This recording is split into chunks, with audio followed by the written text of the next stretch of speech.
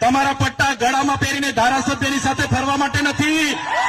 તમારા પટ્ટા ટોમીની જેમ ગળામાં પહેરીને સાંસદ સાથે ફરવા માટે નથી. તો જેટલા લોકો ટોમી બનીને ગળામાં પટ્ટા પહેરીને ફરે છે, પોલીસ અધિકારીઓ પણ કાન ખોલીને સાંભળી લે, 2027માં તમારી ફાઇલો પણ ખુલવાની છે.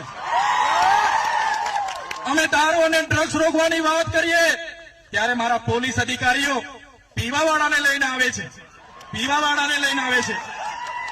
બસ પીવાવાળાને લઈને આવે છે. તો બુટલેગરોને કોણ લાવશે? તમારો કાકો. તમને પીવાવાળા દેખાય છે ને વેચવાવાળા દેખાતા નથી.